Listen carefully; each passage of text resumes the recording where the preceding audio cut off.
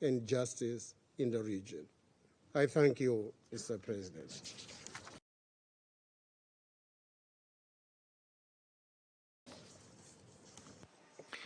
I thank you for your statement. I now give the floor to the representative of Malta.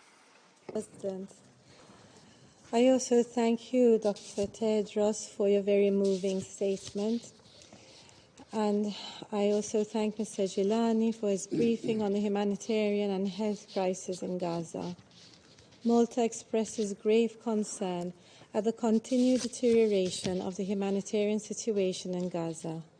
Tens of thousands of injured, sick, and displaced civilians are sheltering in hospitals and schools, depending on their protected status under international law for safety. A relentless siege and daily aerial bombardments in one of the most densely populated places on earth means that there are no safe zones in Gaza. Yesterday's strikes against hospitals, including Al-Shifa, are deplorable. We emphasize once again that medical facilities, personnel and ambulances are protected by international humanitarian law and should not be targeted. Just before this meeting started, Médecins Sans Frontières, Doctors Without Borders, informed us of active fighting in and around Al-Shifa Hospital. Inside, approximately 4,000 patients are in dire straits, not including those seeking shelter. The director of surgery has told us, and I quote, "We don't want to be killed here." As medical staff, they are staying for their patients and are desperately asking for our help.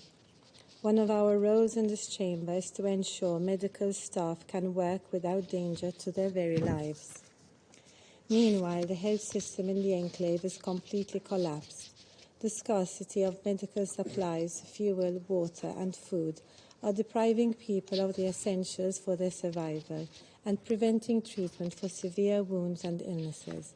Critical patients are being operated on without anesthesia and on floors due to a lack of hospital beds. Compounding this situation is the severe damage to the water and sanitation infrastructure and the overall lack of nutrition available. This is leading to growing risks of severe disease for infants and children.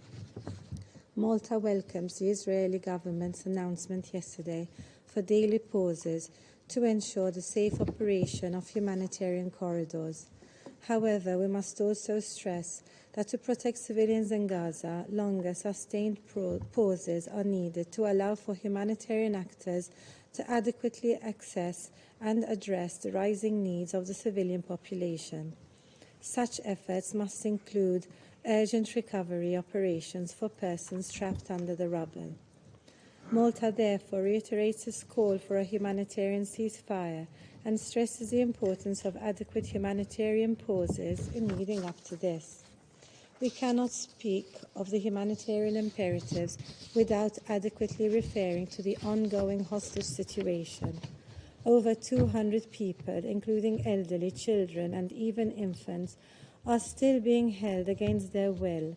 Their families and friends suffer the agony of not knowing when or if they will be reunited with their loved ones. We reiterate our urgent demand for Hamas and the Palestinian Islamic Jihad to safely release all hostages immediately and unconditionally.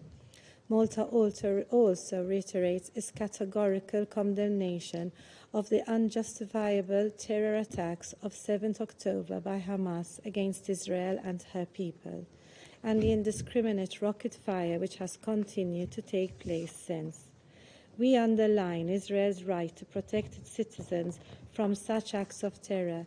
We also stress that all actions to this end must be in line with international humanitarian law, including principles of distinction, proportionality, and military necessity. Malta also remains concerned at the threat of regional spillover of this conflict. This is particularly worrying in the West Bank, where violence and unrest has increased this past month. We call on all parties to avoid any actions or inflammatory rhetoric which can further inflame tensions during this heightened period. Forced displacement of Palestinians and related settler violence must also cease. President, I cannot fail to mention UNRWA's tireless work this past month, which has come at great cost of lives of over 100 heroic workers. We fully support the agency through these difficult times and underscore its dire need for funding. UNRWA was and remains a stabilizing force in the region. It is one of the only beacons of hope for the Palestinians in Gaza and the West Bank. It is crucial that we continue to support it. In closing, President, Malta underscores its commitment to a lasting and sustainable peace in the Middle East, based on a two-state solution in line with the relevant Security Council resolutions and internationally agreed parameters. We stress the need to refrain from conflating the legitimate aspirations of the Palestinian people with the terror tactics of Hamas.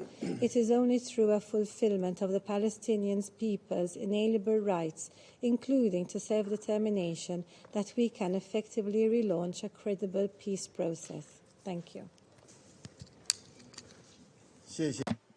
I thank you. I shall now make a statement in my capacity as the representative of China.